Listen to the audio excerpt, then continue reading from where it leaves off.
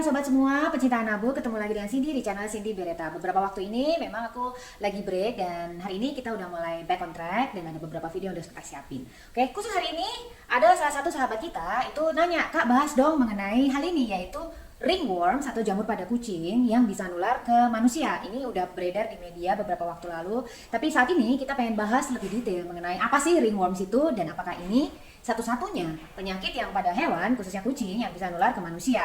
Nah, ikuti terus dan simak ya teman-teman, dan jangan lupa share, komen, dan juga subscribe channel ini, dan juga terus bagikan ke teman-teman yang mungkin membutuhkan informasi ini.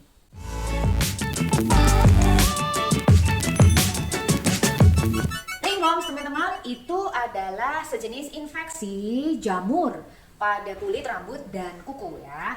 Dan penampakannya itu ruam-ruam merah pada kulit yang berbentuk lingkaran bulat gitu yang seperti cincin.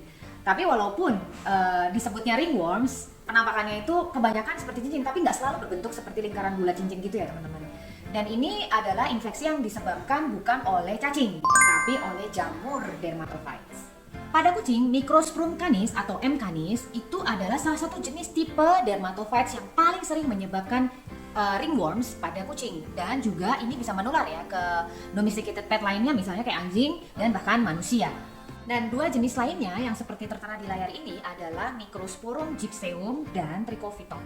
Oke, lalu gimana nih cara proses penularannya? Penularannya itu yang paling utama bisa terjadi karena kontak langsung dengan si jamur ini, atau selain kontak langsung bisa juga karena kontak langsung dengan si anabul atau kucing atau anjing yang sudah terinfeksi.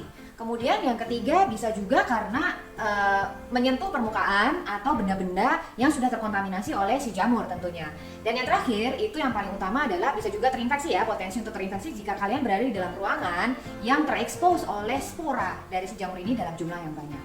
Spora si jamur ini ya teman-teman itu bisa dorman dalam jangka waktu yang panjang, bisa hitungan bulanan, tahunan, bahkan ada di jurnal medis yang saya baca itu dia bisa bertahan sampai 2 tahunan loh. Demikian teman-teman, anjing atau kucing yang ada kontak langsung dengan binatang yang terinfeksi, atau bahkan kita yang nggak tahu, kita membelai-belai atau pegang-pegang anabul yang terinfeksi oleh ringworms ini, belum tentu langsung akan tertular oleh penyakit ringworms ini. Jadi teman-teman, kondisi imunitas tubuh kita itulah yang paling menentukan. Apabila kita tuh dalam keadaan yang fit, kuat, kemudian dalam keadaan yang sehat, lalu juga usianya masih muda, anabul kita itu mungkin saja tidak tertular. Tapi kalau misalnya mereka kondisinya memang lagi drop imunnya, kemudian lagi nggak sehat, nggak fit, kemudian juga udah usia lanjut, atau bahkan lingkungan di sekitarnya itu memang sangat lembab sehingga spora jamur itu dalam jumlah yang banyak berada di lingkungan itu, bisa jadi kita tertular oleh jamur ini. Cara mendeteksi dan mendiagnosa untuk penyakit ringworm ini ternyata nggak mudah teman-teman, karena kadang-kadang ruamnya itu kelihatannya sangat mild ya, jadi nggak terlalu parah, nggak kelihatan banget lah, dan juga bahkan nggak ada ruam sama sekali.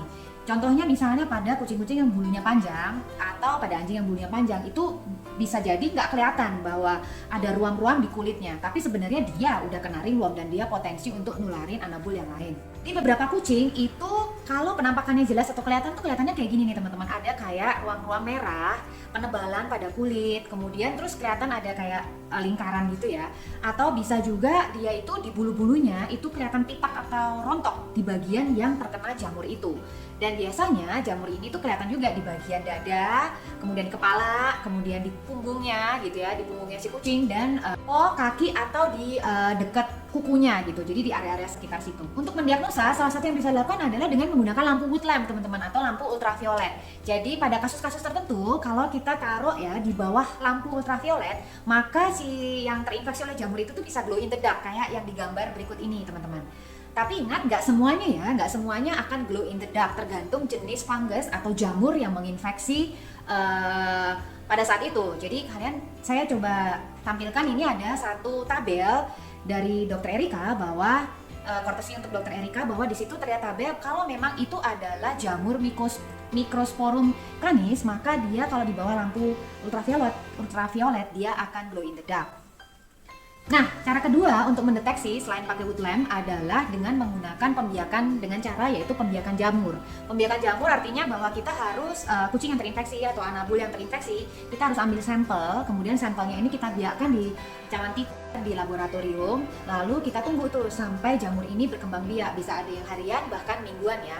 Nah, nanti dari situ setelah dia berkembang biak, kita bisa tes di laboratorium untuk memastikan bahwa ini adalah ringworm atau bukan.